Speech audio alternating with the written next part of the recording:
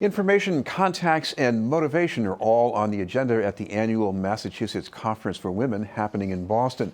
The event puts a focus on everything from health and job opportunities to careers and shifts in workplace culture.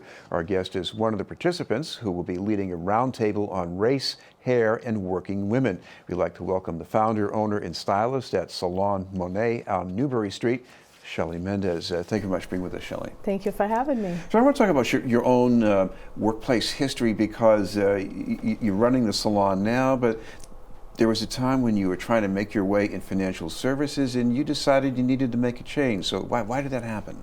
So doing hair was always my passion. I loved doing hair. I enjoyed it a lot. But I needed a job with benefits, and that was the financial services, the corporate world, as we can say. It really wasn't for me, but I did it, and I worked there for about a good 10 years.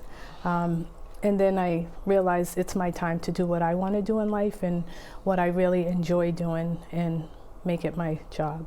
Now, when you were growing up, what about your parents? Was this something they wanted you to do when you got older? Yeah, well, not doing hair, no. Right. My mom would say to me, you don't want to work in a salon and be on your feet all day. And she convinced me that I didn't want to do it, but it always stayed in the back of my head. And I just realized I had to start living for myself. I had 2 small children. I had to live for them as well. And, I just got up from my desk one day while I was at John Hancock, and I walked to Newbury Street, and I just started applying for jobs at salons. Well, there are a lot of people who look at getting their hair adjusted as just maintenance, but you're working on Newbury Street, so there are a lot more nuances going on. So does that motivate you in what you do? Absolutely. It feels good to make someone else feel and look good. So I love doing that, and it just keeps me going. So yeah, it motivates me as well as them. Yeah. Now, one of the other things you do there is that you're on Newbury Street. You're getting all kinds of people asking for all kinds of things to be done with their hair. How do you handle that?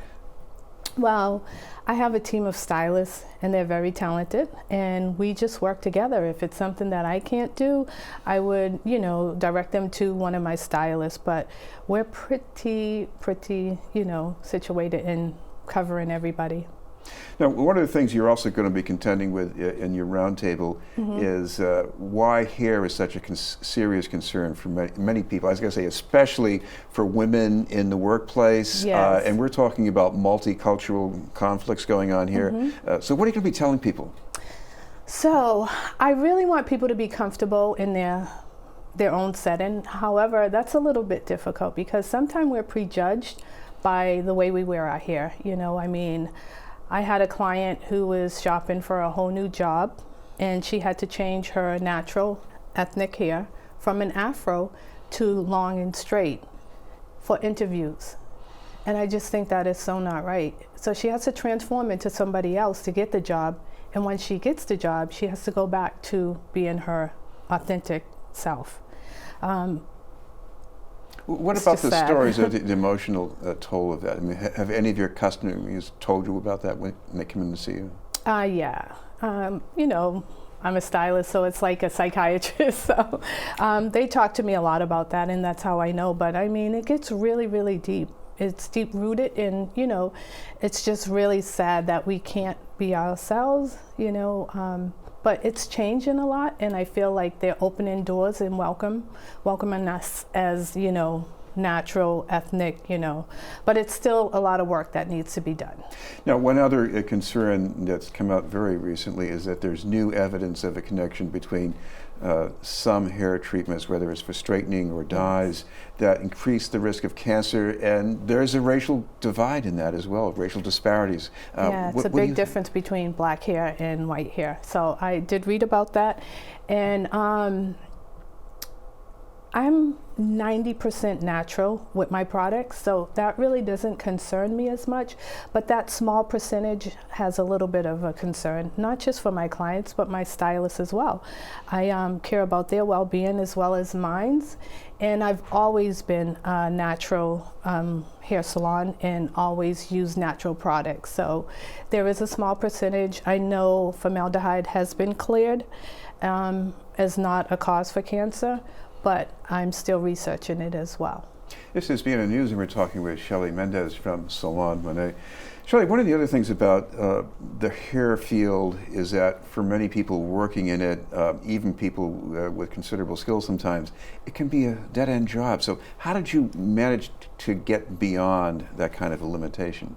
Well, I tested it before I actually did it. So basically, I kept my 9 to 5. I worked part-time in a hair salon, and when I saw my part-time job taking off more than my full-time job, and me loving my part-time job so much, that's what's really important. You have to love what you do to put a lot into what you do. That's when I made the transition, and I knew it was for me. So I wouldn't advise people to just jump into something like this. You have to be very passionate about it, and you also have to be good at it. Well, how do you get to be good? I mean, is this about how you relate to your customers, the rapport, or is this about, you know, going someplace and learning techniques? Well, never stop educating yourself. So basically, it's like doing it, and then you continue your education in hair or in products, or just learning different colors and techniques, and you just keep that going. So that's very important, especially on Newbury Street. Right, Yeah. right. Of course, the other thing is that, you know, looking back over your career, you've had some ups and downs. Homeless at one time? I was, yes. You know, what got you through that? Well, that's a very difficult, but, you know, positive situation. You know, I was a single mom with 2 kids, and everybody knows 2 kids in daycare is like a mortgage itself. And it was just really, really difficult for me. And once I hit rock bottom and became homeless, I just said, this is the lowest my kids will ever see me. They were pretty young, so they didn't realize it, but we were in a shelter, and we were probably there for about a year and a half, 2 years before I was able to get housing. And I just turned my life around, started working and doing what I love doing, and it was a lot better from that point on. And I just like followed my dream, and it was tough in the beginning, but it's a good reward now. So, yeah. That's a story you can tell at the conference, and I know you went to last year's event as well. Yeah. What's it like to be able to share that in an event like this? Very heartful, you know, it's deep, you know, but it's me, and honestly, if it's going to help another homeless person out there, I'll be more than happy to share my story and help them with the transition that they're going through. I know the conference is going on this week, and is there some place you have in mind that people can go to for some more details on what's going to be in the lineup?